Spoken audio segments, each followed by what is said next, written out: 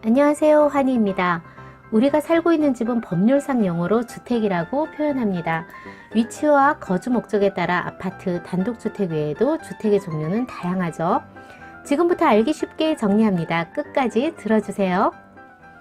요즘 부동산 뉴스, 어제도 그제도 오늘 같은 우중충한 소식 일색인가 싶습니다. 집값은 떨어질 거고 세금 늘어날 거고 대출마저 어려우니 이제 집값 하락만 남았다라고요.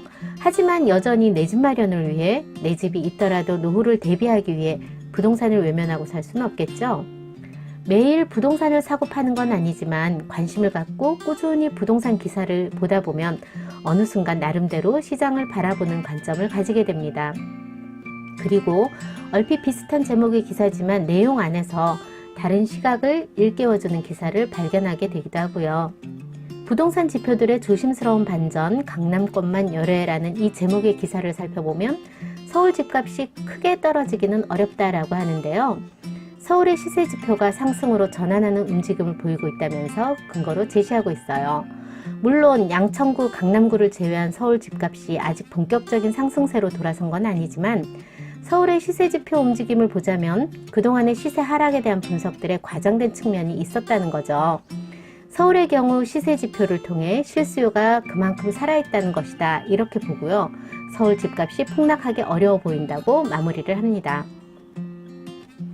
주요 뉴스를 하나 더 살펴볼까요? 기사 제목이 공시가 인상 방향은 맞지만 후폭풍 대책은? 인데요. 집값의 오르내림을 반영하여 공시가격을 현실화하겠다는 정부의 정책 방향에 대해서는 옳다라고 하면서도요.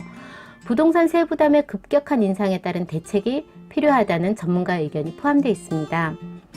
또 정부의 정책 방향성이 맞다 하더라도 그 속도가 너무 급진적이니 주택 보유자가 집을 처분할 수 있도록 거래세를 낮추자고 제시하기도 하고요. 집주인이 임대료를 올려서 세 부담을 세입자에게 전가시킬 수 있다는 가능성에 대해서 우려를 표하기도 합니다. 물론 결정된 건 아니죠. 하지만 뭔가 제시를 보여준다는 점에서 지난주 기사와는 확연히 온도 차이가 느껴지네요. 여기까지 아파트와 단독주택을 중심으로 올라온 주요 뉴스들을 짧게 살펴봤는데요.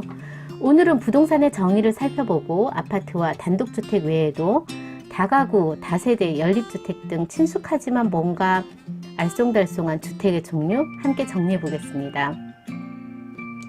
통상 부동산은 움직일 수 없는 물건, 동산은 움직일 수 있는 물건 이렇게 분류하지만 법적 정의에 의하면 토지 및 그 정착물을 부동산이라 하고 부동산이 아닌 물건을 동산이라고 합니다. 정착물이라고 하면 좀 낯설게 느껴지는데요. 땅 위에 지어지는 건축물처럼 토지와 분리할 수 없거나 분리하기에는 노력이나 비용이 아주 많이 들어가는 걸 말해요. 그래서 가건물로 사용하는 컨테이너 박스는 부동산이 아니고 동산으로 취급됩니다. 무작위로 한국 부자들을 조사해 보니까 100명 중 88명의 주 수입원이 부동산 임대 수입이라고 밝혔다는 통계가 있었죠. 부동산은 즉시 현금화가 어려운 재산이고 특히 경기 침체기에는 거래 부족으로 환급성에 문제가 더욱 커질 수도 있지만 그럼에도 부동산은 우리나라에서 재테크 수단으로 여전히 높은 관심을 받고 있습니다. 대충 생각하면 부동산의 종류는 주택인지 아닌지 이렇게 나눌 수 있겠지만요. 부동산의 종류는 사용 목적에 따라 아파트, 단독주택, 다가구 등 주거용 부동산, 빌딩, 점포, 상가 건물과 같은 상업용 부동산, 공장이나 공장형 아파트 창고로 쓰이는 공업용 부동산, 농경지, 과수원, 목장, 임야 등 농업용 부동산, 그리고 골프장이나 공원, 묘지 같은 특수 목적으로 쓰여지는 특수 목적용 부동산 이렇게 크게 한 5가지 꼭지로 나누어 볼 수 있어요. 지금부터 주거 용도의 부동산, 주택을 살펴볼 건데요. 서울 및 수도권의 주택이라면 제일 먼저 아파트가 떠오르죠. 하지만 여러분 그거 아세요? 서울 주택의 절반 이상은 단독주택, 다가구, 다세대, 빌라 이렇게 아파트가 아닌 형태의 주택입니다. 토지에 정착하는 정착물을 쉽게 표현하자면 건축물이겠죠.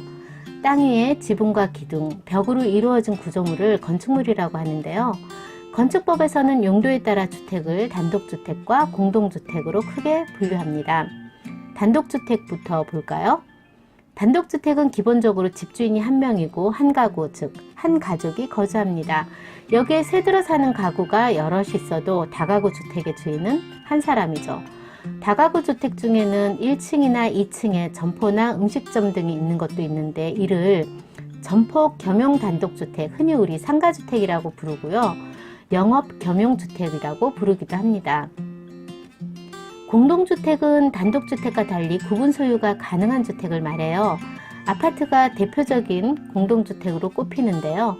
집집마다 개별 등기가 가능하고 일반적으로 주인도 다르죠. 공동주택은 연면적과 층수를 기준으로 한 규모에 따라서 아파트, 연립주택, 다세대 주택 등으로 구분합니다.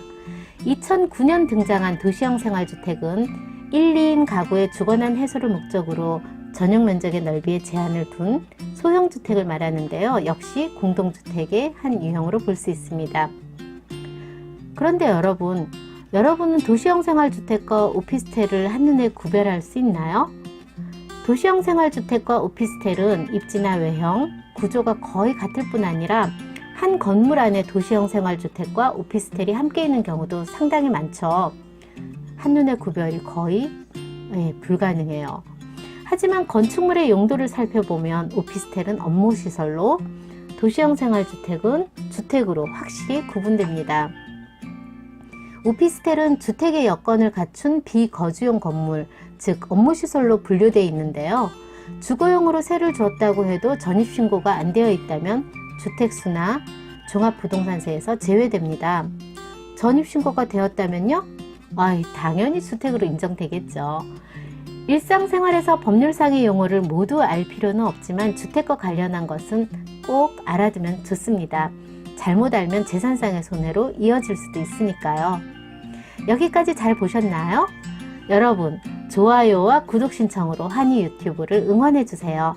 알람 신청하시면 친한 친구 부동산의 소식을 가장 먼저 받아보실 수 있습니다.